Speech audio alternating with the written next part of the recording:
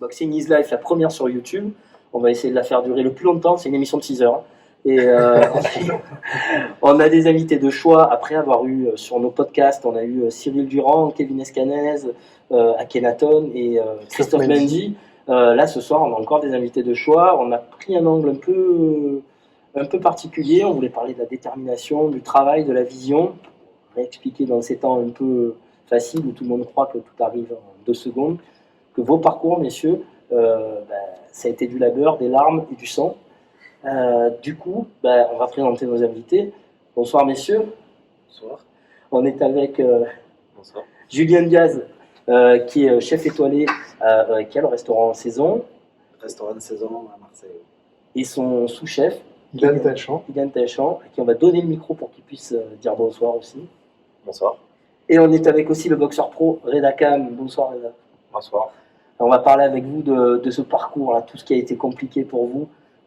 Et maintenant la récompense pour chacun d'entre vous, puisque toi tu es passé boxeur pro il y a peu, et donc tu vas gravir tous les échelons pour avoir tes étoiles sur le ring. Et là, à ta droite, on a deux personnes qui ont déjà des étoiles. Oui, un chef de renom, un chef étoilé au guide Michelin, un guide prestigieux qui nous en touchera quelques minutes tout à l'heure, et puis son sous-chef Ilan, qui malgré son jeune âge a déjà une belle expérience. On va commencer par Julien. On s'appelle par nos prénoms, on se connaît dans la vie, il faut le dire. Oui. Évidemment, on a une passion commune, c'est la boxe anglaise. Et Julien et Ilan sont nos membres du MBC. Et puis Reda est un ami avec qui on échange souvent, qui vient faire du sparring chez nous. On va chez lui aussi. Voilà. Donc on se connaît déjà. On s'appelle par nos prénoms. Julien, chef étoilé depuis 2019. C'est ça, oui, depuis février 2019. Et puis tu es donc copropriétaire du restaurant qui s'appelle Saison, qui est à Marseille, et qui fait partie donc, des 6 étoilés de Marseille, c'est ça? Exactement, oui. Il y a 6 établissements étoilés sur Marseille. Et tu as été formé à Marseille aussi? Tu es Marseillais?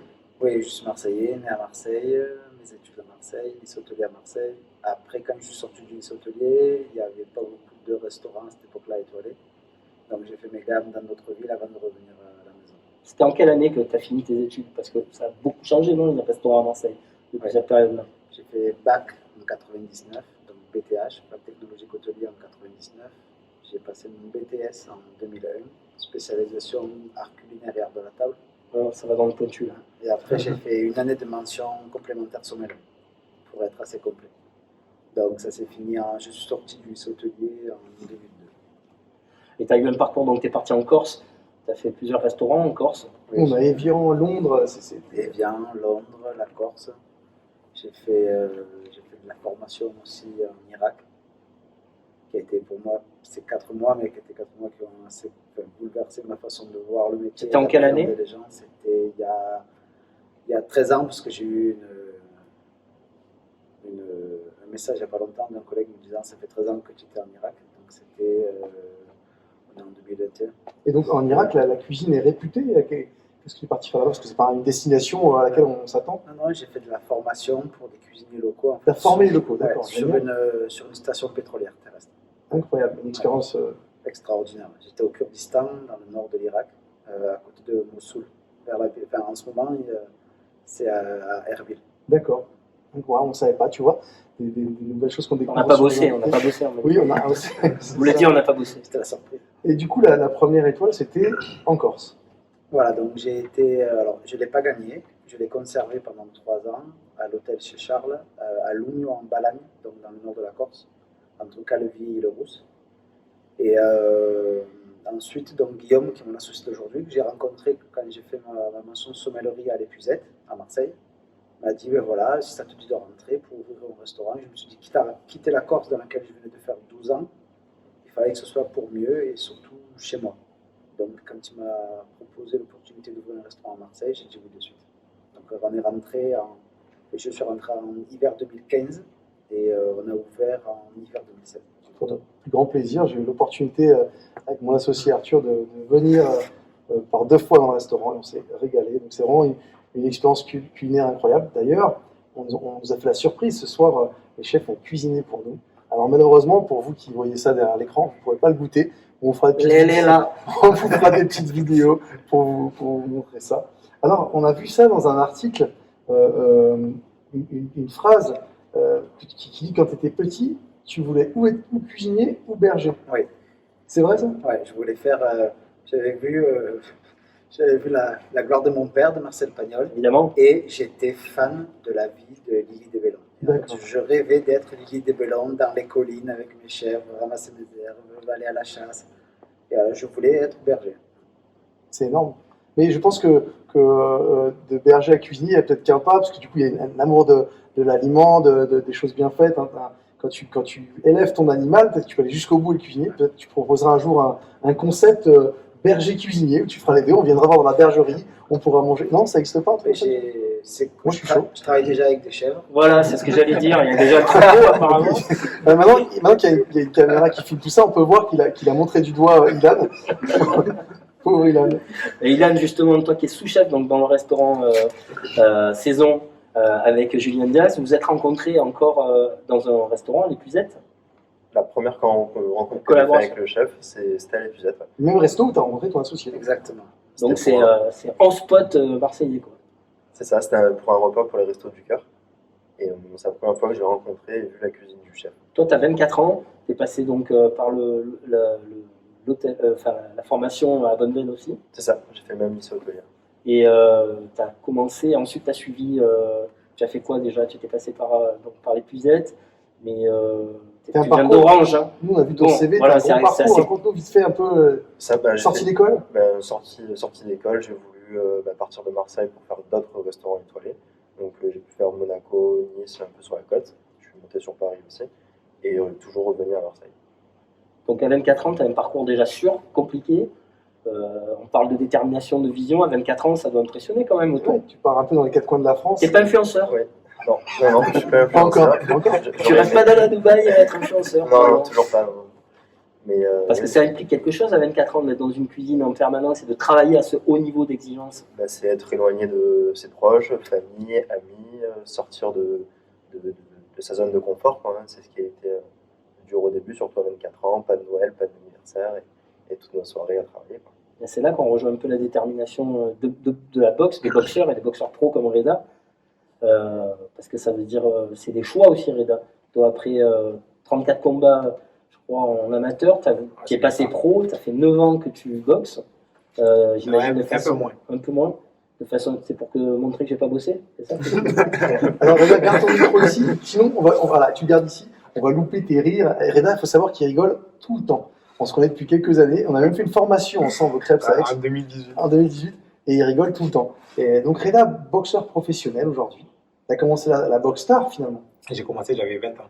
Dans un petit club, un club de village. C'était comment le club? C'est ça. C'est le LDM. Team LDM. Tu vois, on a bossé un peu quand même. On a retrouvé le Team LDM. Et du coup, 20 ans, il faut savoir, les garçons, et puis ceux qui nous écoutent, que c'est tard, que c'est pour un poids lourd, on peut dire, il commence à 18, 19, ça peut arriver, mais dans la catégorie de Reda. Et donc, il a rattrapé ces années-là avec du travail et de la volonté. Surtout de la volonté. Oui, c'est ça. Et maintenant, tu es entraîné par Nordine Mohamedi dans un club à Aix, c'est ça? C'est bien ça. D'accord. Et les entraînements, ça veut dire quoi? Parce que là, on en parle, il y a beaucoup de gens, enfin, on espère, qui vont nous regarder et écouter. Qu'est-ce que ça veut dire, cette détermination? Combien de temps ça prend, jusqu'à maintenant, du moins, pour ce passage amateur-pro? Alors, déjà. En termes d'entraînement par semaine, parce que les gens ne réalisent pas vraiment ce que ça veut dire être boxeur pro. Même les derniers temps que j'étais amateur avant de passer pro, je m'entraînais 6 fois par semaine. Et là maintenant, pour un combat pro, je m'entraîne 6 fois par semaine, mais 2 fois par jour. Voilà. La prépa physique, du combat, la technique. Et quand tu travailles, il faut se lever le matin avant d'aller. Oui, parce que voilà, tu as un travail, tu as des enfants, tu es marié. C'est bien ça. Voilà, donc tout ça, il faut le gérer. Et comme j'en parlais avec Ilan tout à l'heure, ça demande beaucoup de sacrifices. Lui, pareil, les week-ends, tu es au boulot pendant que d'autres vont s'amuser, faire la fête. Tu es en train de travailler tes projets, tes objectifs. Bon, la beauté, c'est que c'est un choix. Vous vivez vos passions tous les trois. Et du coup, ces sacrifices sont moins ressentis comme des sacrifices parce que vous faites ce que vous aimez. C'est un grand luxe aujourd'hui, finalement, d'y arriver. Oui, c'est sûr. Et tu as combien de combats maintenant? En pro, j'en ai 8. J'ai 7 victoires, 1 défaite. D'accord. Et tu as un objectif là, prochain Là, actuellement, c'est comme la situation elle est compliquée, on cherche des partenaires privés justement pour financer 2 combats avant de prétendre à un titre international. Ouais, on va revenir là-dessus tout à l'heure parce que malheureusement, la boxe professionnelle en boxe, en France en tout cas, n'a de professionnels que le nom. Il y a pas vraiment d'aide particulière, il n'y a pas vraiment d'organisation qui permettent d'en vivre. Même si les gens essayent, pour le moment, c'est très précaire. Et donc, Sur ça, je suis d'accord avec toi. On est obligé de travailler à côté pour la plupart des boxeurs professionnels en France, comme tu dis, ça que le nom. Il y en a, comme Karim Garfi, avec qui j'ai pu m'entraîner quelques fois. Pareil, il a été trois fois champion EBU. Il était, c'est un titre européen reconnu. Et pourtant, ils ont encore des boulots, les gars. et il travaille à côté à la mairie de Manosque. Bien sûr. Avec le Marseille Boxing Club et puis évidemment nos élèves, on travaille là-dessus. On en reparlera tout à l'heure pour essayer de professionnaliser la chose et que enfin les boxeurs puissent vivre de leur art. Alors certains y arrivent, ils partent à l'étranger. On parlera de Sissoko Souleymane qui a gagné son combat d'ailleurs ce week-end aux États-Unis, ou encore de Tony Yoka. C'est faisable et je pense qu'en France aussi, on va en tout cas faire avancer les choses. Peut-être à travers ce podcast, montrer aux gens que c'est un sport qui a des valeurs et que des gens incroyables avec des grands cœurs. Et je pense que des sponsors pourraient être intéressés par la boxe et par ce sport. Ouais, j'aimerais bien qu'ils puissent me suivre dans mon aventure et m'amener le plus loin possible pour atteindre ces objectifs. Bien sûr. Vous avez tous justement beaucoup travaillé jusqu'à présent, vous comptez encore beaucoup travailler, et Ilan et Reda, donc du coup vous êtes inspiré, j'imagine, par ton parcours, Ilan, tu as rencontré, tu as fait des rencontres dans les cuisines qui t'ont poussé vers le haut, parce que travailler avec des gens qui sont encore plus hauts, ça donne beaucoup d'objectifs. Et toi, Reda, qui c'est qui t'a poussé comme ça à vouloir persévérer, travailler, et vouloir passer boxeur pro? Pour commencer, d'abord, j'ai commencé à aimer les sports de combat dès mon plus jeune âge. J'étais à peu près, j'étais au collège et je m'entraînais avec des plus grands que moi. On appelait les grands du quartier. Ouais, ça s'appelait des bagarres. Non. Je connais ses frères, à mon avis, ça devait pas blaguer à la maison. À la maison, c'était chaud. Non, avec des grands, on allait, on se donnait rendez-vous dans un stade et on faisait du jiu-jitsu brésilien. C'était à l'époque où... C'est bien ce que je dis. Ouais. On faisait du jiu-jitsu brésilien, comme ça on rentrait pas avec des cocards, sinon on se faisait engueuler par les mamans. Et c'est à l'époque où il y avait beaucoup de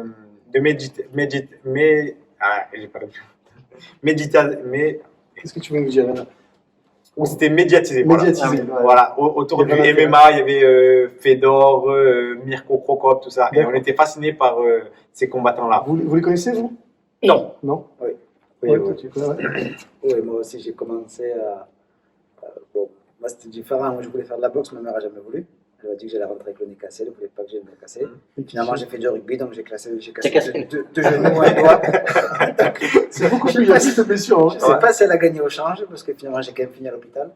Mais mon père m'amenait regarder la boxe quand j'étais minot. Quand était sorti le MMA, je me rappelle, on achetait les DVD dans les presses, dans les tabac presse. On se regardait les combats comme ça sur DVD. Oui, Fedor, Crocop, il y avait le Brésilien, Vanderlei Silva, Nogueira. C'était La famille comment il s'appelle Gracie aussi, qui était Gracie, le premier. Ouais. C'est drôle. Et Crocop était policier. C'est d'où le nom de Crocop. Et il avait une jambe gauche incroyable. C'était impressionnant. C'était un tueur sur le ring. C'était magnifique. Le policier croate. C'est ça, exactement. Oula, ça fait pas. Enfin, croate et policier, ça fait peur en plus avec MMA. C'est le triple combo. Du coup, moi, c'est parti de là de voir ces combattants, quand ils finissent le combat, se lever leur victoire, la main, ça m'a toujours fasciné. Et, par contre, j'ai attendu tard de commencer à boxe parce qu'il n'y avait rien autour de chez moi. J'ai attendu d'avoir 20 ans, d'avoir mon permis en poche, d'avoir ma propre voiture pour pouvoir commencer la boxe. Et en même temps, j'avais amené avec moi mes deux petits frères pour qu'ils commencent la discipline. Tu es une exception, on espère que tu vas aller loin comme ça. Moi, je te connais en tant que boxeur, je sais ce que tu peux faire. Évidemment, avec l'encadrement nécessaire, tu vas pouvoir soulever des montagnes et montrer que même en commençant la boxe à 20 ans, on va pouvoir... Comme j'ai dit tout à l'heure à Ilan, je lâche pas le morceau tant que j'ai pas tant que j'ai pas atteint mes objectifs, je lâche pas le morceau. Moi, c'est tout dans la détermination. Très bien. Julien, tout à l'heure, on parlait de ce qui t'a donné ce qui t'a inspiré. Donc, quand tu nous dis que tu voulais être berger ou cuisinier, moi, j'ai aussi lu que tu parlais de ta grand-mère dans les interviews, qui a fait partie des gens qui t'ont influencé, qui t'ont donné envie de faire ce métier. Oui, quand j'étais minot, mon père, le mercredi, il n'y avait pas école le mercredi, donc il venait chez ma grand-mère et quand on arrivait à la maison, ça sentait déjà le café, il y avait déjà de la farine plein la table, enfin, c'était magique. Et je pense que j'ai d'abord aimé manger et ensuite j'ai eu envie de cuisiner. Mais forcément, je pense que l'éducation qu'on a par nos parents, par nos grands-parents, par les oncles, par les tantes, peu importe celui qui va d'un coup vous donner le déclic de quelque chose, c'est hyper important et moi c'était ma grand-mère. Alors moi j'aime beaucoup manger, mais je ne sais pas cuisiner du tout. J'adore profiter de votre talent, mais c'est toujours important de voir qu'il y a des modèles et des gens qui nous donnent l'exemple et qui donnent l'envie. Alors l'amour d'une grand-mère ou la passion d'un coach. En tout cas, c'est des rencontres qui font qu'on a envie de faire des choses et d'avancer dans un domaine. Et justement, la détermination, quand tu as commencé, enfin, Julien Bias, que tu as atteint certaines cuisines avant d'arriver dans un restaurant étoilé, est-ce que tu visais déjà, la question peut être aussi pour Eliane Deschamps, est-ce que tu visais déjà des étoiles? Est-ce que tu t'imaginais un jour avoir une étoile? Est-ce que tu faisais ça pour ça? Quand j'étais en troisième, je suis allé voir, comme tout le monde, la conseillère d'orientation. Mauvaise idée. Et elle m'a dit, qu'est-ce que tu veux faire? La cuisine, ça ne marchera jamais. Je vais être cuisinier. Elle m'a dit, bon, cuisinier, c'est pas facile, pourquoi tu fais pas comme tout le monde, tu rentres dans le froid. Pourquoi je vais travailler dans la climatisation si je vais être cuisinier? À l'époque, c'était le débouché pour tous ceux qui arrivent en troisième, un peu compliqué. Et donc, j'ai dit non, moi je vais être cuisinier, c'est le métier, j'ai choisi, c'est ce que je veux faire. Donc, je suis rentré au Sautelier à 15 ans. Et en fait, même si j'avais la culture de la cuisine marseillaise, c'est-à-dire c'est très populaire, c'est le plat unique, je ne connaissais pas forcément la gastronomie. Et c'est en rentrant au Sautelier, en discutant avec des profs qui sont devenus forcément nos modèles, ceux qui nous ont nos pères spirituels quelque part, où j'ai commencé à découvrir qu'en fait la cuisine, c'était pas que de la pizza et les gnocchis, les boulettes de ma grand-mère, même si j'en rêve encore aujourd'hui. C'était autre chose, c'était de l'implication, c'était de la motivation et c'était surtout de l'excellence. Un peu comme tout le monde, on est à la recherche de cette excellence dès qu'on rentre dans un niveau. Et j'ai commencé à lire des livres, à me renseigner sur des chefs et à me rendre compte que c'était magique et c'était surtout de l'art. Et à partir de là, je me suis dit, un jour, je serai étoilé.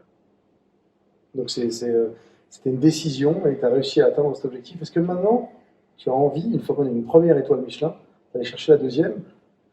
Alors, avec Kylian, on en discutait. J'ai conscience de nos forces et de nos faiblesses. Et je sais qu'aujourd'hui, on a les moyens d'arriver et on peut et on pourra le faire.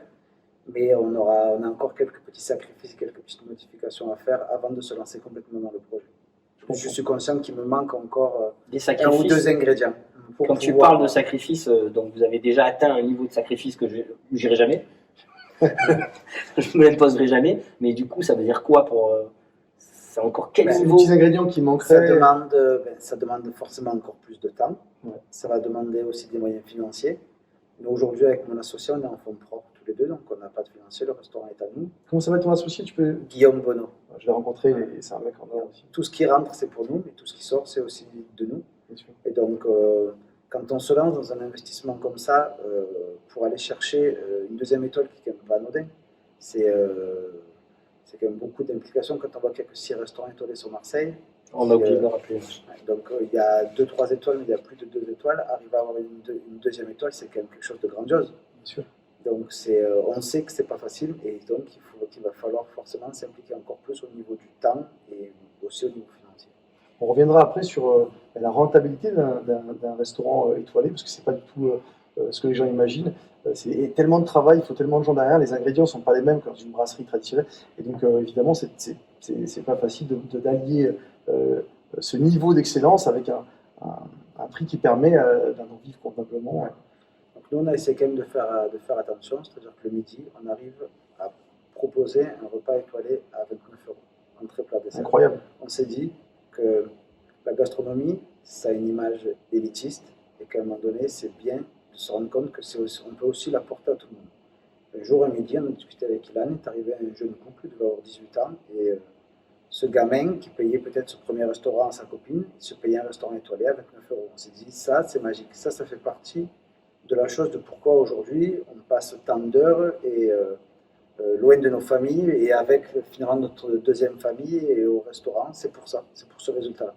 Voir les gens heureux avec les étoiles dans les yeux, ça c'est hyper important. Et ça c'est une vraie recherche de votre part, parce que bon, on se connaît, on se parle régulièrement, vous faites un effort conscient pour regarder des prix comme ça, pour que tout le monde ait l'opportunité d'y goûter, c'est très compliqué d'arriver à proposer une gastronomie comme vous proposez, d'être rentable et que. Parce que 29 euros, c'est quand même extraordinaire. Aujourd'hui, il y a des gens qui dépensent plus que ça au McDo. Le menu, tu arrives vite à 15 euros. Le travail, c'est incroyable. Moi, ça m'impressionne beaucoup. Puis je suis plutôt fier de vous parce que je sais que c'est conscient que vous avez envie de faire ça. Ilan, je voulais te rebondir. Toi, tu viens d'Orange. Et à partir de quel âge tu as décidé que tu voulais être chef comme Julien, lui, c'était sa grand-mère qui l'inspire. Est-ce qu'il y a eu quelqu'un, à un moment donné dans ta vie, une rencontre, qui a fait que tu avais décidé de. Alors, j'ai pas eu de rencontre en particulier. J'ai toujours voulu faire la cuisine.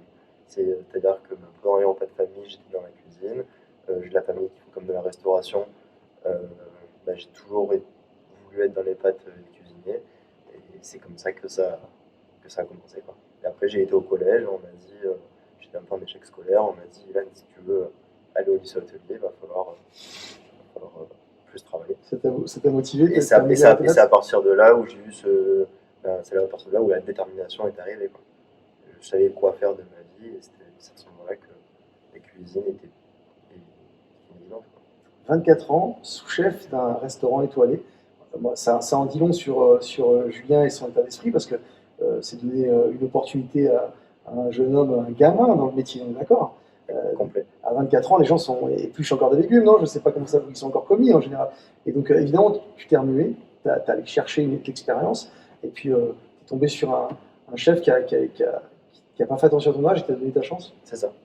Il m'a dit, écoute, au début, il ne cherchait pas un sous-chef, il cherchait un chef de partie, et comme tous allaient toujours un peu plus loin, un peu plus haut, je disais, chef de partie, c'est bien, j'aimerais être chef de partie, mais est-ce qu'il y aura une place en tant que sous-chef, quoi? Et le chef, il me dit, fais-la toi. Montre-moi ce que tu veux et on verra, quoi. C'est l'opportunité. C'est ça, et de fil en aiguille, les choses se sont faites plutôt naturellement. Ça fait combien de temps maintenant? Ça fait 1 an. 1 an. Incroyable. Justement, on parle d'équipe, on entend beaucoup parler d'interaction, de motivation, d'excellence qui fait qu'on a envie d'aller au-delà. Et j'ai l'impression qu'il y a le même parallèle dans la boxe. Peut-être moins visible en France, dans la boxe pro qu'aux États-Unis. Mais toi, tu as, j'imagine, une équipe qui te suit, même si c'est en frais réduits, parce que la boxe pro en France n'est pas au niveau de celle de l'anglo-saxonne ou de la mexicaine, enfin, l'endroit où il y a des sponsors. Mais ça représente quoi autour de toi en ce moment? Alors, il y a Nordine qui me suit pour les entraînements, et après, c'est mon frère Ayoub qui s'occupe dernièrement de chercher des adversaires, contacter tout ce qui est aussi les dépenses qui sont liées à l'adversaire, les frais de déplacement, l'hôtel, l'hébergement, la pension, tout ça. Et qu'est-ce qui t'a donné envie de commencer la boxe, toi? Vraiment, tu t'amusais avec les copains, tu faisais un peu. Est-ce qu'il y a eu un déclic, une personne, une rencontre particulière qui t'a emmené vers la boxe anglaise et pas le MMA, parce que tu as commencé par le jiu-jitsu? Non, rien, c'est juste vraiment histoire d'être dans le ring, qu'on te lève la main, et c'est ça qui m'a fasciné. C'est l'image, pas une rencontre, c'est l'image qui a fait ça. Ouais, c'est toi-même, tu allais pousser les portes d'une. Ouais, c'est ça. Mais en plus, c'est véridique. Je suis arrivé, je n'ai même pas fait encore le premier entraînement. Je dis, moi, je vais faire de la compétition. Et l'entraîneur, il m'a regardé, il m'a pris pour un rigolo, il m'a mis avec les lancers, il m'a dit, mets-toi là-bas, on verra. Après, voilà, il a vu que par contre, que j'étais sérieux, j'étais assidu et ponctuel aux entraînements. Et après, de là, il m'a donné ma chance. Il m'a pris en charge. Et 6 mois après mes débuts, on a fait le premier combat. D'ailleurs, il y a des vidéos sur Instagram où on te voit dans ton tout premier combat et tout ça. Et c'est incroyable au bout de 6 mois de commencer directement la compétition. Alors je profite pour faire un petit aparté sur les boxeurs pro en France. Donc tout à l'heure, on disait que c'était compliqué d'en vivre. Toi-même, tu as été conducteur d'engin, il me semble, non? Tu faisais... Non, serrurier métallier. Serrurier métallique. Voilà, je parlais de Pierre Tapie, c'était notre ami Patrick, c'est ça qui faisait ça? Lequel, Patrick? Avec qui on était en formation à Aix-en-Provence. Oui, c'est ça. Oui, Patrick Sanchez. Exactement. L'entraîneur coach. Oui, l'entraîneur il est à La Ciotat, c'est Patrick Sanchez. Et il était venu avec son fils Noah ici. Oui, exactement. Ouais. Dédicace à Patrick, qui est conducteur d'engin. C'est un exemple donc toi, tu étais serrurier, c'est ça, métallier. Et on voit Patrick qui était conducteur d'engin. Donc c'est des gens qui sont passionnés de boxe, qui ont beaucoup de talent et qui pourtant n'arrivent pas à vivre de la boxe. Alors, une vraie différence avec les pays anglo-saxons, les États-Unis, l'Angleterre, c'est qu'on n'est pas traité on se traite pas comme une entreprise à part entière. Un boxeur, c'est une société, c'est une entreprise normalement, et on ne nous apprend pas à le faire. C'est-à-dire quand on fait une formation en France, comme un prévôt fédéral ou un BPGEPS, on nous apprend comment monter les dossiers de subvention. Hein, vrai ou faux, c'est bien ça. dans le cursus. Ouais. On nous apprend pour le diplôme comment on mendie de l'argent à l'État. Alors c'est pas la solution, aux États-Unis c'est pas du tout ça. Tout comme le restaurant doit être viable pour pouvoir assumer ses salaires, une salle de boxe ou un boxeur doit être viable aussi. Et attendre des aides de l'État, de la mairie, c'est le meilleur moyen pour ne jamais y arriver. Et c'est pour ça qu'en France on a très peu de boxeurs pro qui arrivent. C'est l'éducation, c'est pas de la faute des boxeurs qui sont pas au courant. Dès la formation au diplôme, on vous apprend à s'appuyer sur les lois 1901, sur les aides. Nous, on voudrait vous encourager et puis expliquer aux gens qui veulent l'entendre comment devenir viable, c'est-à-dire avoir un projet comme une société, des locaux où on peut s'entraîner 7 jours sur 7, un coach qui va être rémunéré, parce qu'évidemment, tes coachs aujourd'hui font du bénévolat et ils sont rémunérés à une commission sur tes combats, c'est ça? Ouais, c'est bien ça, il prend un pourcentage. Et quand tu es payé 0 €, il gagne un pourcentage de 0 €, c'est-à-dire rien. Parce il faut le dire, pour le moment, Reda, comme tous les boxeurs qui se lancent, on rappelle qu'il a 8 combats pro, doit se débrouiller pour trouver des sponsors pour pouvoir survivre, quoi. Voilà, c'est pas suffisant pour, voilà. Et donc, le moyen de changer ça, c'est vraiment de devenir rentable, d'avoir un business plan qui permettra de faire vivre une salle de boxe convenablement, qui pourra elle-même investir sur des boxeurs. D'ailleurs, aujourd'hui, pour être boxeur pro, tu as dû monter une société. Non, j'ai rien fait du tout. Alors, le jour où tu seras payé pour être boxeur pro, Il n'a pas déclaré. il n'a pas été payé, c'est simple, il n'a pas été payé. Et donc, le jour où tu le seras, Ouais, mais en France, même quand tu Et n'es ouais. pas payé, tu c'est ça. on te prend encore. on te prend quand même. Il faudra monter une société. Et ça, on ne te l'a pas appris. Ouais. Et il va falloir l'apprendre, parce qu'évidemment, comment tu fais faire une facture à quelqu'un? Quelqu'un te paye, il va faire une facture. Donc tout ça, c'est quand même très important. Après, sur ça, on est laissé un peu à l'abandon, malheureusement. Enfin, quand on demande la licence de boxe professionnelle, on ne nous dit pas qu'il faut déclarer auto-entrepreneur. On t'expliquera. Alors, auto-entrepreneur, c'est une voie, il y en a plein. D'ailleurs, on te souhaite, parce que c'est plafonné, tu sais, dans les revenus, tout ça. Mais c'est vrai que dans la formation FFB, on devrait arriver à changer ça et à apprendre aux gens à pouvoir évoluer et se développer pour devenir vraiment professionnel, pour qu'on puisse vivre de la boxe. C'est faisable.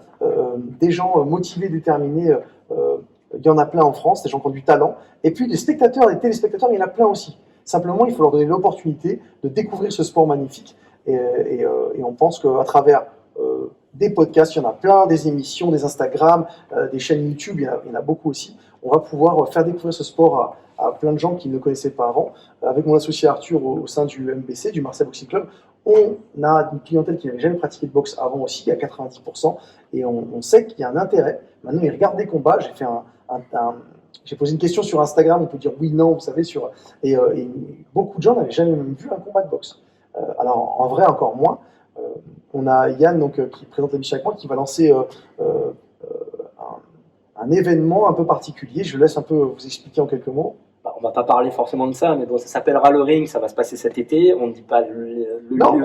on n'en donne pas plus. juste pour Mais donner c'est l'idée d'aller voir des Juste pour combats, donner l'eau à la bouche. voilà, des combats pro Ouais. et amateurs au milieu avec des showcases de musique et puis sur un ring, un vrai ring, dans un lieu où vous n'avez pas l'habitude de voir un ring. Voilà. On en reparlera ça de toute façon, on a un petit peu de temps. Et l'idée aussi, c'était de reparler dans cette histoire de parcours de rencontre aussi, Julien. Quand maintenant, Julien et Ilan d'ailleurs, quand vous travaillez, vous avez vu certainement une évolution. Bon, toi, Ilan était beaucoup plus jeune, mais tu as dû voir une évolution, Julien, non, dans la perception de la cuisine de par les jeunes et la manière dont ils l'abordent maintenant. Oui. Alors, ça serait peut-être péjoratif de dire ça, mais il y a un avant et un après Top Chef. C'est pas péjoratif. Hein. Avant, il y avait vraiment tout un tas de rentrer dans le lycée hôtelier, les motiver et ceux qui malheureusement qui n'avaient pas de débouché. C'est triste, mais c'est un métier où on a besoin d'énormément de mains. Donc vous aviez les petites mains et ceux qui ne savaient pas quoi faire, qui faisaient les petits boulots de serveur, de cuisinier, on va dire, de commis, et qui peut-être avec le déclic devenaient plus grands. Et où il y avait ceux qui étaient rentrés dans le lycée hôtelier, motivés, qui avaient choisi cette voie et qui forcément prenaient toutes les études qu'il fallait pour se retrouver en haut de suite. Top Chef a mis en lumière le métier et en fait a rendu, on va dire, le métier de chef sexy. Même si ça a commencé à l'époque de Bocuse, c'est ce qu'on appelle les nouveaux chefs et la nouvelle cuisine, où là les chefs sont sortis des cuisines, où il y a eu les premiers chefs stars. Bocuse, Robuchon, Trois Gros, tous les pères de la cuisine moderne, ce qu'ils appellent. Nous, on nous trouve plus sexy que s'il y avait un. Et donc, Top Chef a apporté ces jeunes chefs modernes, sexy, qui ont démocratisé quelque part le métier de la cuisine. Et là, on a eu donc beaucoup de jeunes motivés, voulant devenir chef, voulant faire de la cuisine, mais aussi énormément, comme tu l'as dit tout à l'heure, comme ici au club, beaucoup de gens qui commencent la boxe, comme moi, ça fait peut-être un mois et demi, se sont trouvés une vocation et font une reconversion. Et comme j'ai fait avec Ilan, où à un moment donné, j'ai pas cherché son âge et à 24 ans, il est sous-chef, j'ai embauché une apprentie en pâtisserie qui a 27 ans. Et quelque part, elle m'a dit oui, mais bon, j'ai 27 ans, tout ça. J'ai dit, mais je m'en fous. À un moment donné, moi, je cherche quelqu'un qui aime ce qu'il fait et quelqu'un de motivé. C'est très jeune en pâtisserie, 27 ans, c'est très jeune aussi pour arriver là. C'est pas jeune, justement. Ah, d'accord. Quelqu'un qui C'est tard. commence. D'accord. Ok. Ah oui, elle a commencé Un à 27 exemple, ans. moi, je suis rentré le sautelier, j'avais 15 ans. Donc, à 15 ouais, ans, j'étais dans le bain de la profession. Elle a fait son chemin. Il y a 27 ans, elle est rentrée et se retrouve à un poste où vous avez des gamins qui ont 15 et 16 ans. Ouais, je comprends. Et donc, c'est là qu'il faut cette détermination et cette envie de pouvoir, en fait, vivre de son art et de sa passion. Et ce que vous disiez tout à l'heure, ce que je viens de comprendre par rapport à la boxe professionnelle, je trouve ça pas normal qu'aujourd'hui, un métier, parce qu'on Oui, c'est un métier professionnel, professionnel, donc bien sûr. forcément c'est un C'est un métier, métier. qu'on ne puisse pas en vivre complètement. Et oui. C'est pas normal. On leur apprend pas à le faire de toute manière. Mais encore une fois, plutôt que de se plaindre, on va être dans l'action. On va essayer de changer les choses en améliorant du mieux qu'on peut, en tout cas, la situation des boxeurs en France. Mais il va falloir se prendre par la main. Alors que, comme toi, quand tu as monté ta société, ton resto, tu t'es débrouillé tout seul, ben, les boxeurs parfois en France attendent un peu trop. J'ai entendu des boxeurs connus dire ah, mais ils font rien pour nous, ils nous aident pas. Je crois que c'est ils, Meryl, toi, personne t'a aidé. Voilà, donc de la même façon, il va falloir les rendre responsables. Mais c'est vrai que dès la formation, on leur apprend à dépendre de l'État. Donc on veut changer ça. Ilan, tu es dans une génération, tu es le plus jeune ici d'ailleurs, tu es dans une génération réseaux sociaux, Instagram et tout. Alors moi j'ai une question un peu particulière. Est-ce que tu penses que maintenant le nom de chef est un peu galvaudé? Est-ce que tout le monde, parce qu'on voit plein de gens, ils sont tous devenus chefs un peu sur Insta. Il y a plein de gens qui sont là, et puis quel est ton ressenti sur ces jeunes gens qui proposent leur plat sur Instagram et se pensent chefs Bah, j'en ai plusieurs d'avis. Hein. Il y a les passionnés qui se font une page Instagram de chef à côté de leur travail parce qu'ils partagent leurs idées recettes et leurs petites astuces. Et c'est des chefs? On peut Non, dire que c'est des chefs? non, ça c'est des personnes qui aiment ça.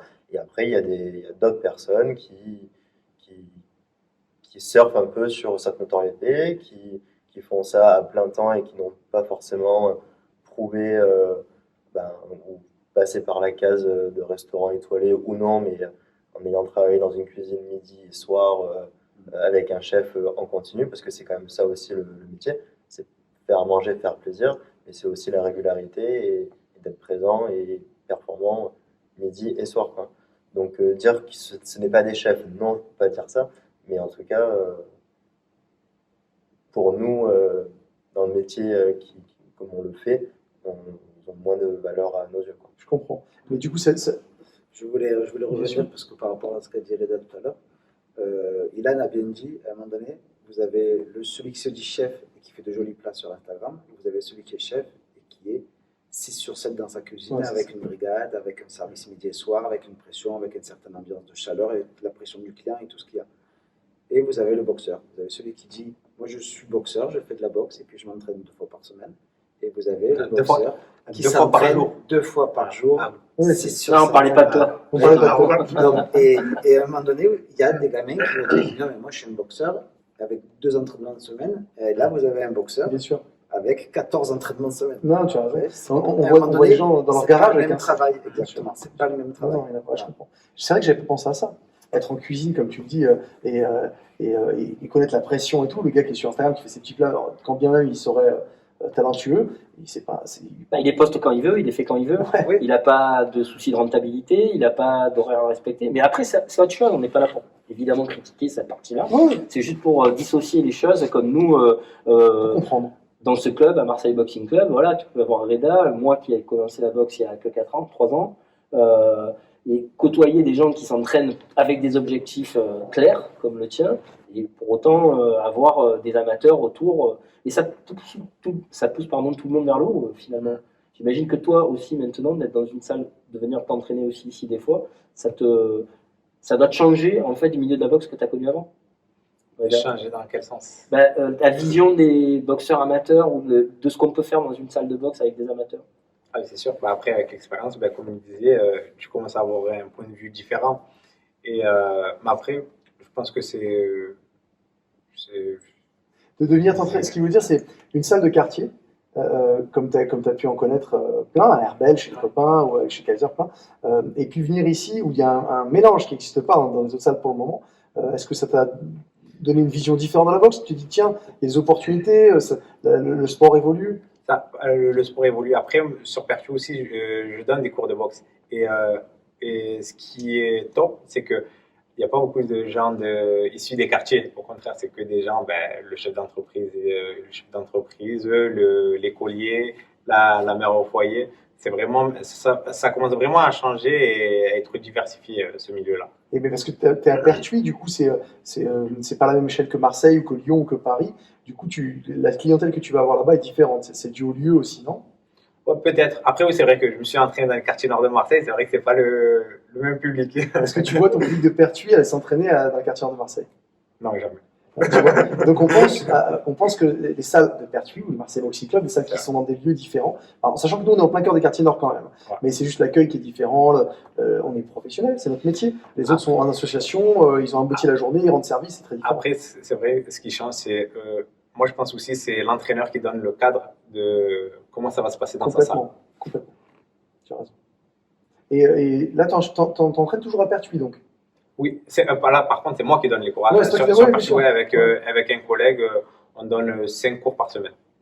Et du coup, t'es rémunéré pour le faire ou pas du tout? Non, bénévole. Donc, Comme tu disais, le problème des associations. C'est ça, c'est de pas rendre un business viable, alors qu'à Pertuis, ce serait peut-être jouable d'acheter tes murs. Bon, tu as d'autres objectifs pour le moment, pour la boxe professionnelle. Pour l'instant, les objectifs, voilà, ils sont faits. C'est quoi justement ces objectifs là, les prochains là?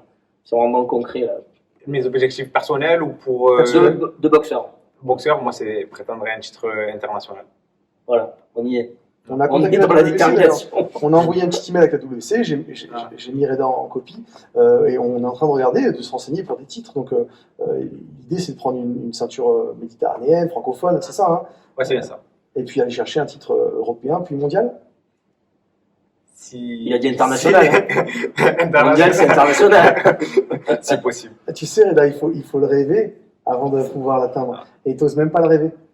Là, Parce que après, c'est pas que j'ose pas le rêver, c'est que je veux pas brûler les étapes. Déjà, je veux le titre international, comme tu dis, et une ceinture méditerranéenne. Commencer par cette ceinture-là. Et comme on parlait tout à l'heure des chefs, des pseudo-chefs sur Instagram, en boxe, il y a un peu ça aussi parfois. À partir de quel moment on a un boxeur en France? Du moment où on a une licence et on a effectué un combat sur un ring avec des juges autour. Alors, c'est une grande différence avec la boxe aux États-Unis. Parce qu'aux États-Unis, à partir du moment où on a une paire de gants et qu'on frappe dans un sac, on est considéré comme un boxeur. Il n'y a pas besoin d'avoir fait un combat pour l'être. Et ça change vraiment tout dans l'état d'esprit des pratiquants. Parce que du coup, il y a une petite pression en France où, pour être considéré comme un boxeur, Reda l'a dit, il faut avoir fait un combat. Aux États-Unis, ma maman, l'avocat, la pizza-gueule, ils viennent frapper. Et ça y est, c'est des boxeurs. Je revois ma maman qui est venue rendre visite à New York, qui frappe dans le sac avec Crawford à côté. Et Crawford, alors Crawford, il gagne 30 millions de dollars par combat. Il a jamais perdu un combat, il est un boxeur incroyable. Et qui donne des conseils à ma mère. Aux États-Unis, ma mère était boxeuse. Pour lui, Crawford, qui est professionnel et un grand champion, on est d'accord, Reda? Ah oui, c'est un grand champion. On n'en a pas en France comme ça. Non. Et on n'a pas en France comme ça, mon Reda? Non, il n'y en a pas. Et c'est les micros, parce que Reda, il monte, il descend, vous verrez à la caméra. Du coup, il s'embrouille. Moi, je le mets là pour pas oublier, c'est Yann qui m'a appris ça. Au moins, je suis sûr de ne pas me tromper. Et donc, voilà, c'est une grande différence. Et dans l'état d'esprit de la boxe ici, je pense que c'est important d'arriver à faire en sorte que tout le monde puisse être considéré potentiellement comme un boxeur. Évidemment, il y a plusieurs niveaux. D'où l'idée de boxeur professionnel. Boxeur amateur, c'est des titres. Sur la FFB, on tape boxe amateur, il y a un règlement très précis. On tape boxe éducatif, c'est un autre règlement, et boxe professionnelle, c'est un autre règlement. Donc, être boxeur, pour moi, ça peut être ouvert à monsieur et à tout le monde. Être boxeur amateur, Ou professionnel, c'est encore autre chose. Et après, quand tu me dis ça, quand tu me dis boxeur, ben, les gens, des fois, ils se donnent cette image de boxeur comme s'ils étaient compétiteurs. Après, c'est vrai que boxeur, ben, du moment où tu es un loisir, tu es un boxeur. Bien sûr. Oui, tu parles. Oui, il y a des gens qui sont plus ou moins des crâneurs, comme on va dire chez nous. Là. C'est des boxeurs. Non, c'est rigolo parce que les sports de combat attirent plutôt ce genre de personnages. On en a beaucoup, hein. Plus qu'ailleurs, j'ai l'impression. Je sais pas. Après, moi, je suis dans la boxe, du coup, je vois un peu ces personnes-là, mais après, sur les autres disciplines, je sais pas, je fais pas attention. T'as pas Instagram? J'essaie d'être présent, on l'oblige. C'est la brute sur Instagram. C'est quoi ton Insta? Reda la brute. C'est Reda KH la brute. La brute, c'est que le surnom. Ouais. Je suis tout gentil, je suis tout souriant. Ah bah là, t'as l'image. Hein, Vous savez que ça vient la brute? Ilan, tu penses que ça vient d'où son surnom la brute? Sur le ring.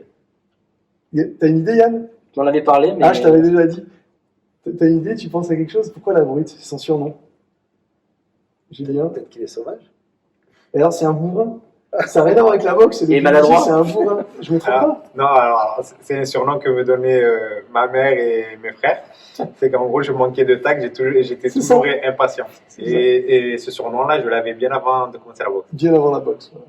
Et on était donc sur la perception des boxeurs en France et comment on voit évoluer cette perception, en tout cas à travers plusieurs clubs qui sont montés. Moi, je pense qu'en cuisine, il y a quelque chose comme ça un peu à travers ce que vous faites. Proposer un menu du midi à 29 €, proposer même le soir, ça reste pour un étoilé. Oui, on a un entrée de gamme à 55 et le plus grand menu à 85. Donc pour 55 €, on peut aller dîner chez un chef étoilé. Je pense que les gens ne réalisent pas ça. Non, ils ne mesurent pas, parce qu'ils ne comparent pas ce qui est comparable. Alors la cuisine, on la voit quand on vient manger chez vous. Et donc on voit le nombre de personnes déjà qu'il y a dessus. Alors, moi, étant fan de cuisine, j'observais et puis je mesure bien le temps que ça prend pour chaque plat et ce qu'ils font, les ingrédients aussi. Pour donner un exemple, pour Pâques, on a fait un agneau. On a fait une épaule d'agneau. Et donc, on pourrait se dire, oui, bon, c'était une épaule d'agneau, désossée, confite, roulée, tout va bien. Sauf que cet agneau a nécessité une nuit de marinade dans de l'eau et du sel, dans une saumure. Après cette nuit, il a été séché, et il a été frotté aux épices, il a été mis sous vide, et après, il a été désossé et il a mis au repos. C'est-à-dire que l'agneau, quand je l'ai reçu, quand je voulais le donner à manger, il y a quasiment 4 jours de travail dessus. Ils s'en occupent mieux que nous de nos femmes, hein, c'est impressionnant. C'est vrai, c'est C'est ce qu'elle Voilà, mangeait. comment ruiner une émission. Oh, une punchline. C'est bon, les gars, crée des problèmes. On va couper les bêtises. Non, on va les laisser, les bêtises. C'est du DIY, il faut le rappeler aussi. C'est ça. Tout à l'heure, quand tu parlais de quand on veut, on peut, entre guillemets, c'est un peu ce qu'on essaie de faire là. On fait une émission YouTube, Boxing is Life. On a commencé avec des podcasts. Donc, vous le voyez, c'est un peu du DIY. On va s'améliorer au fur et à mesure. Mais on le fait. Dédicace à Radio Grenouille qui nous a prêté cette table. qui nous Merci. prête la table. Radio Merci. Grenouille de Marseille. Merci beaucoup. Donc ouais, on se lance nous aussi, on avait commencé un podcast, on se lance en la vidéo pour changer. Évidemment, il faut faire les choses, quoi. On agit et on ne reste pas dans le blabla, on propose. La vision qu'on a des chefs maintenant, Reda, est-ce que après avoir rencontré, avoir un peu échangé avec Julien et Ilan, elle a changé ou est-ce que tu t'imaginais que c'était des gens comme ça? Franchement, je m'étais jamais posé la question. Toi, tu manges. Alors, la question, t'as déjà mangé dans un restaurant Le mec étoilé? s'en fout. Non, jamais. Donc ce soir, tu vas goûter la nourriture de deux chefs étoilés, enfin un chef étoilé et son sous-chef, pardon. C'est peut-être prémonitoire ce que je raconte. Attention, moi je me plantais, c'est peut-être prémonitoire. En tout cas, d'un chef étoilé et de son sous-chef, c'est une opportunité un peu différente de goûter de la cuisine comme ça. T'es content? Ah oui, bien sûr. Et quand tu me l'as dit, j'avais déjà l'eau à la bouche. Alors il faut savoir qu'une aparté de seconde, Reda est musulman. Et donc les garçons ont adapté le repas. Ça montre encore une ouverture d'esprit, encore. Moi, je trouve ça bien d'avoir des gens qui font un pas vers l'autre. Le savoir-vivre ensemble à travers le sport est important et à travers la cuisine aussi. Je pense que la cuisine et le sport, c'est vraiment des choses qui rassemblent les gens. Hein, Ça parle à tout le monde. Ça parle à tout le monde. Et donc, on est... Ouais, c'est vraiment quelque chose qui est à la base populaire. C'est-à-dire que je pense que la boxe a dû démarrer dans un quartier, au coin d'une rue, peut-être. Alors, ça a démarré avec la noblesse anglaise, mais la Russe qui est appropriée rapidement. Et la cuisine a commencé forcément populaire. Le premier restaurant, c'était pour nourrir les voyageurs qui passaient sur le chemin. D'accord. Et c'est vraiment des profs. Le sport et la cuisine sont, je trouve, des univers où vous avez besoin d'une équipe et où le travail d'équipe est hyper important. Nous, je sais qu'au restaurant, je leur ai toujours dit, je refuse qu'ils traitent mal le plongeur. Je leur ai dit, vous savez quoi, le plongeur, il est plus important que vous. Alors, il a les mains sales, il nettoie votre merde, entre guillemets, mais s'il n'est pas là, c'est vous qui avez les mains toutes dégueulasses. Donc, respecter le plongeur est aussi important que le sous-chef, que le second, que le pâtissier. C'est une équipe. Dans le sport, c'est la même chose. Je pense qu'à un moment donné, celui qui... moi, j'ai fait du rugby et aujourd'hui de la boxe, mais dans le rugby, le gros est aussi important que le mec, que le remplaçant, parce qu'il faut bien qu'il rentre quand l'autre il se blesse. Bien sûr, chacun Que son celui rôle. qui porte les bouteilles d'eau, que celui qui... C'est comme ça. Et dans la boxe, quand on voit sur le bord du ring, celui qui donne les conseils, celui qui donne la bouteille, tout le monde est important, tout le monde a sa place et tout le monde est là. Et cette cohésion d'équipe, à un moment donné, il n'y a plus rien. Il n'y a pas de... Et encore, on ne devrait pas le dire, mais il n'y a pas de race. Donc, il n'y a pas Bien de sûr, couleur, ouais. il n'y a pas de religion, il n'y a pas de sexe.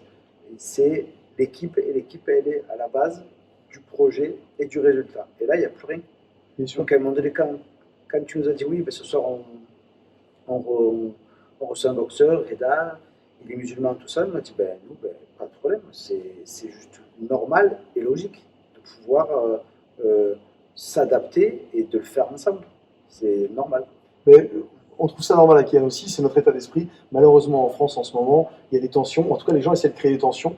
Moi, je pense qu'à Marseille, plus qu'ailleurs, savoir vivre ensemble, c'est tout le temps. Et on est fiers de vous, je vous le dis tout le temps, les garçons, parce que ce que vous accomplissez à Marseille, ce que vous faites, et puis vous continuez à le montrer, même dans du détail comme ça.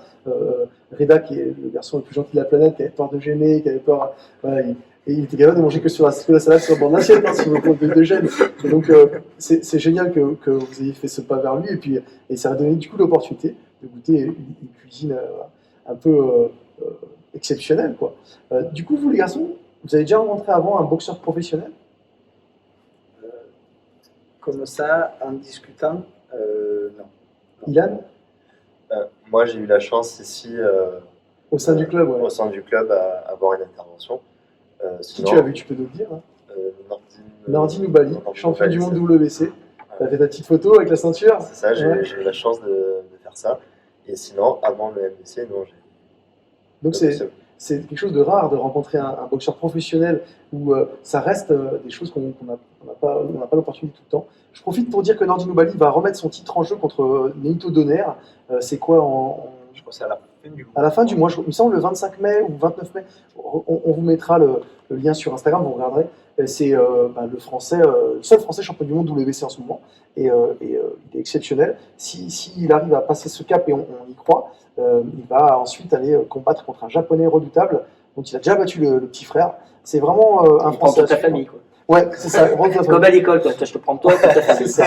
Donc là, il s'entraîne au Mexique. C'est la WBC qui l'a aidé à aller là-bas. Il s'entraîne au Mexique. Et en préparation, on pense très très fort à lui. C'est un mec en or. Ilan, tu l'as rencontré? Ah oui, c'était extraordinaire. Une gentillesse incroyable. Ouais, Ça moi aussi, doit pas qu'il fasse si mal. j'étais venu un soir, je l'avais croisé, et tout le temps en train de discuter avec lui. Bon, on a échangé 5 minutes et c'est vrai que c'est une personne sympathique. Et oui, hein, tu vois, ça fait plaisir quand Reda vient nous rendre visite et tombe sur un champion du Nordine monde Oubali. WBC, un Nordine Oubali. Donc, votre première rencontre avec un boxeur pro, et est-ce que vous vous attendiez à autre chose? Est-ce que vous pensez qu'il était plus méchant, plus ghetto? Ah, Julien, s'il en a jamais vu, j'aimerais savoir son avis. Non. Alors là, l'image, c'est ce qu'on disait la dernière fois, c'est de la boxe, c'est de la bagarre, et on se dit oui, c'est des brutes, c'est les gens, à un moment donné, pour se taper dessus, l'image qu'il y a ultra péjorative, c'est si c'est là pour se taper dessus, le mec il est bête, il est stupide, Ouais, bien sûr. et il est méchant, parce que quelle envie lui donnerait ça? Mais c'est vrai. Bien sûr.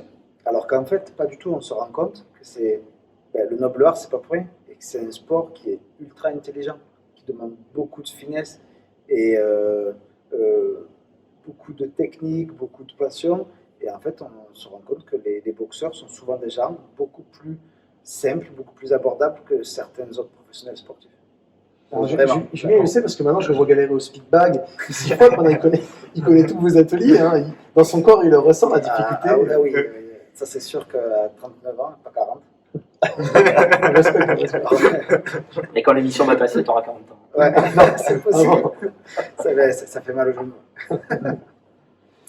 Après, pour revenir sur ce qu'il a dit sur les boxeurs, que voilà, ben, cette image méchant qui viennent, qui veulent faire la bagarre. Au contraire, ben, moi j'ai fait plus jeune, j'ai fait du judo, du foot et après un peu plus tard la boxe. Et je trouve que la boxe c'est le milieu où il y a le plus de respect. Je suis d'accord. J'ai fait, c'est comparé au foot, ça a vraiment rien à voir. Et moi, c'est ce que j'aimais aussi dans la boxe, c'est ben, le respect qu'on a envers l'adversaire après avoir fini un combat. On vient, on est là, on se serre la main, on discute comme si on était des collègues. C'est souvent ce qu'il y a dans le rapport des sports de combat. Quand je faisais du rugby, on nous a toujours dit les minots, c'est un sport de combat. Vous allez vous mettre des coups, vous allez en prendre, mais dès que l'arbitre siffle la fin du match, c'est terminé. Et d'ailleurs, nos coachs nous ont toujours appris à la fin du match à saluer l'adversaire, qu'il ait gagné ou qu'il ait perdu. Il y a du respect. Souvent même, beaucoup sont des amis, sont devenus des amis, et à la fin, on boit un coup, on mange un coup ensemble, et la troisième mi-temps était là pour ça. Et c'est vrai qu'à la fin d'un match de combat de boxe, aujourd'hui, j'en regarde même de plus en plus, parce que je me suis vraiment... Tu pratiques, évidemment, pratiquer la boxe. Et c'est pour ça que je dis à tout le monde de travailler sur le club. Là-bas, c'est le club de boxe. Le rendre attrayant et que les gens soient aimables, parce que du coup, en vivant, bah, ça t'envoie à en regarder, quoi. Et puis on le regarde différemment, surtout. Ah oui. C'est-à-dire que... Tu sais ce que c'est d'envoyer une droite, maintenant. Ah oui, et puis je comprends le mouvement de la cheville, là, de la cigarette. Tu regardes, j'ai fait passer la hanche devant. C'est ça. Quand je suis arrivé, j'ai pas compris. Je me suis dit, je suis tout dur, tout raide, là, qu'est-ce qui m'arrive? J'arrivais pas à bouger. Moi qui pensais que j'étais un danseur de zouk, en fait. J'étais plus un palmier, quoi. Et donc, oui, on s'attache et on voit tous ces détails qu'on connaissait pas. Et en fait, ça rend vraiment ce sport-là encore plus magnifique. C'est vrai qu'il y a beaucoup de techniques, mais après, moi, je mets beaucoup l'accent sur ce que ça apporte aussi. Ben, comme je disais, au sein du club, c'est surtout la convivialité, le respect. Et moi, c'est ce que j'ai beaucoup aimé dans ce sport-là. Il y a plus de différence. On arrive dedans et on est un boxeur. Voilà. C'est ça. On se croit. Non, Et, mais non. on est là et on est tous au même niveau et on est tous là pour la même chose. Tu es un boxeur, c'est juste que tu n'es pas un boxeur pro ou amateur. Il y a des licences. De toute façon, la dernière licence amateur en France, c'est 34 ans. Donc à partir de ce moment-là, vous êtes boxeur, juste pas combattant. Et les combats que vous menez sont différents, mais chacun a ses combats. Je pense que la boxe peut vous aider à aller chercher plus loin ta deuxième étoile. Tu vois, parce que quelque chose que j'imaginais comme venir, on discutait avec Ilan, parce que c'est un peu Ilan qui m'a poussé, parce qu'Ilan en fait depuis plus longtemps que moi. Comme un défouloir, en fait, c'est pas du tout ça. Je suis pas là à taper dans un sac pour me défouler de la journée que je viens de passer. C'est vraiment, c'est presque un deuxième apprentissage en fait. On est là où on apprend une technique, une position, on apprend qu'il y a aussi beaucoup de respect, tout en cherchant les points qui vont faire mal à l'adversaire, c'est comme ça. bien sûr.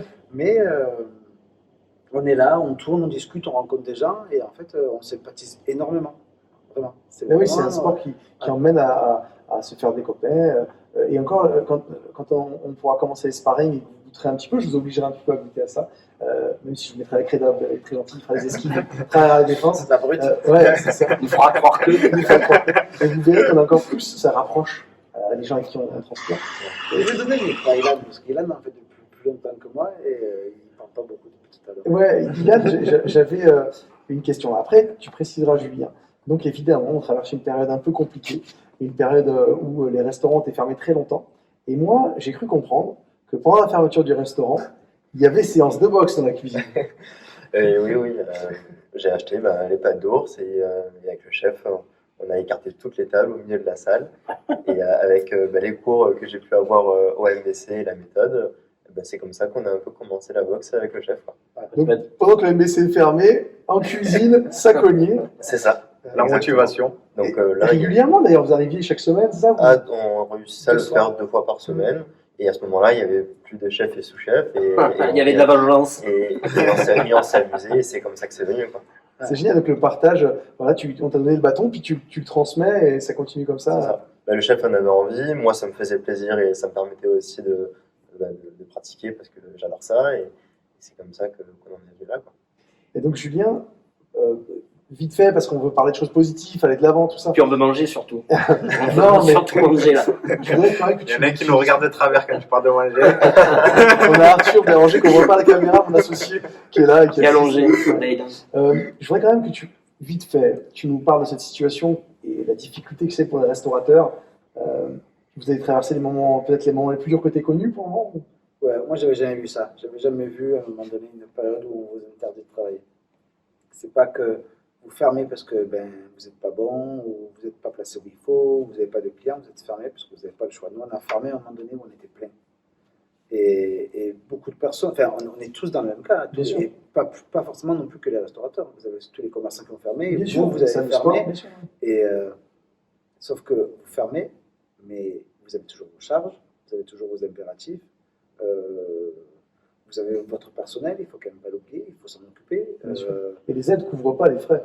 Certains s'en sortent, mais Ouais. la plupart, Pas à 100%. ouais, c'est ça. En tout cas, Comprenez nous, pas à 100%. vous perdiez de l'argent de votre poche. Voilà, nous, on a, on ne peut pas passer pour des mesquines. On ne va pas non plus se faire plaindre quand même, parce qu'il y en a qui, je pense, qui sont dans des situations beaucoup plus compliquées que les nôtres. Mais nous, on a gaspillé toute notre trésorerie. Et ouais. Et donc, on a dû prendre le PGE, le prix garanti Bien par sûr, l'État, ouais. Faire un crédit pour ne pas perdre d'argent, pour pouvoir ne pas. pour pouvoir compenser, on va Oui, il y a dire. une perte, il y a des intérêts de remboursement, voilà. et forcément, Ouais, mais tous les mois, on reçoit les aides, mais ces aides ne couvrent pas toutes nos charges. bien sûr. Le PGE nous permet de compléter, on va dire, le PGE pour pouvoir régler toutes nos charges mensuelles et annuelles. Alors, on vous souhaite de réouvrir très très vite et que les choses reprennent leur cours un peu. Nous, en tout cas, on sera là. On viendra. Non, c'est pour bientôt, non, on fait une date. Ouais, Si c'est tout va ça. bien, ce sera le 9 juin. 9 juin, normalement, ouais, ce serait génial. Écoute, on souhaite que ce soit le 9 juin et qu'on débarque tous. Ilan, je vais faire une petite comparaison rapide. Parce que, en fait, vous êtes un peu au même endroit, au même croisement de vos vies avec Reda, où Reda a déjà vu le combat, c'est l'heure d'aller chercher un titre, tout ça. Est-ce que toi, tu rêves à une étoile aussi? Et est-ce que tu peux comparer une étoile à un titre international ou un championnat du monde? Est-ce que tu penses qu'elle est... Oui, je pense que c'est largement comparable et bien sûr, c'est un objectif de carrière, quoi. Dans les avancées, la trajectoire qu'on suit, c'est d'aller le plus loin au plus haut niveau, quoi.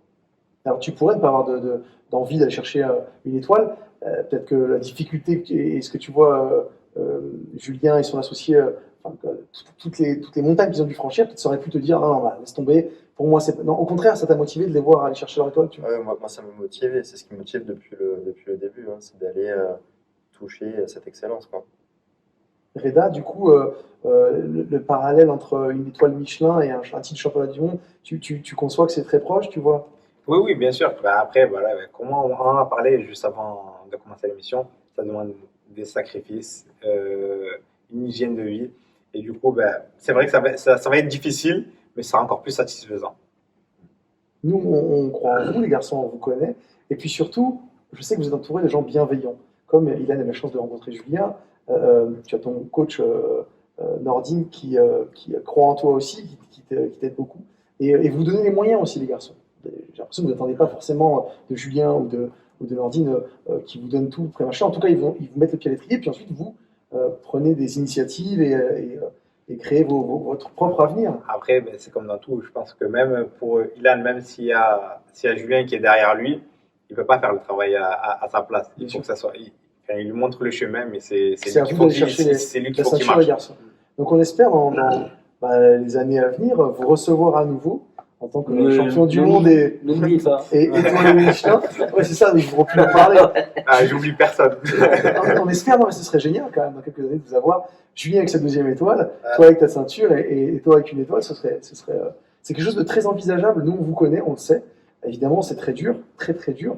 Il y a beaucoup d'appelés au début, mais Julien montre le chemin là. Hein. Il a pris son étoile, il est parti la chercher. Alors, il en a conservé une en Corse, puis il a cherché son étoile à lui. Donc, on est vraiment fiers de vous et de votre travail. Ça me touche plus particulièrement parce que je vous connais et du coup, on va suivre vos aventures.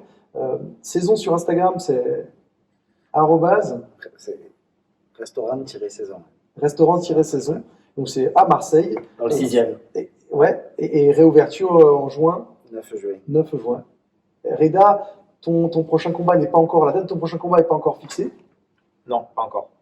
mais tu attends des subventions, enfin, en tout cas pas des subventions, mais des aides de sociétés qui voudraient participer à ton aventure. Ouais, c'est bien ça. Comme tu as dit, tout à l'heure, moi justement, j'attends pas sur Tu as raison. sur les subventions. J'attends rien de eux. Et au contraire, j'attends plus la participation des entreprises locales et régionales. Parce que c'est un échange, tu vas pouvoir leur donner de la promotion. Quand ton combat est télévisé ou passe, en ce moment, il y a des chaînes YouTube qui retransmettent, donc on a une visibilité avec vraiment pas mal de spectateurs, de plus en plus en tout cas. Cette crise sanitaire a fait que les gens se sont organisés et il y a plusieurs médias qui montrent sur leurs réseaux sociaux ou sur Facebook des combats. Et donc, tu t'offres une visibilité sur ton short, ton t-shirt à ces sociétés. C'est un échange en fait. Oui, c'est bien ça. Ouais. Voilà, eux, ils vont m'aider à organiser ces combats-là et moi, je leur donne de la visibilité sur mes tenues le jour du combat. Du coup, maintenant, on a Reda qui va s'installer dans la cuisine, c'est ça? Et les garçons qui font de la boxe. Écoute, J'ai deux patates dans les mains, ça va. Il a déjà commencé parce qu'il nous a amené les desserts. C'est vrai. Eh oui, la maman de Reda, Voilà. on l'embrasse très fort, qui nous a fait des gâteaux. On est ravis. Et on va aller les manger d'ailleurs. On va aller manger, on va pouvoir goûter une cuisine d'exception. On est vraiment super contents. On vous remercie les garçons d'être venus pour cette première émission Boxing is Live qui est filmée. Merci de nous avoir invités. Un grand plaisir. On a réussi à aller dans les sujets qu'on voulait et puis avoir les réponses qu'on voulait surtout. On espère que vous avez passé un bon moment en notre compagnie. Ouais, c'était vraiment génial. Franchement, c'était top. Merci de m'avoir invité. Avec grand plaisir les garçons. Merci beaucoup. On va aller manger et puis on vous fera des petites vidéos, je vous montrerai des petits. Je sais pas encore comment je vais les incorporer là, mais vous verrez ce qu'on a mangé. En tous les cas, c'était la première de Boxing is Life avec Yann et Sam au micro et nos invités Julien Diaz, Ilan Tinchant et Reda Kam. On se retrouve pour le Très prochain. bientôt. On va essayer d'être régulier, d'informer, puis d'avoir autant de diversité de crossover dans l'émission, comme ça, d'inviter des gens qui ont des parcours différents avec la boxe au milieu, qui les rattachent. On se retrouve sur le prochain numéro. Jusque-là, be brave. Ciao. Merci tout le monde.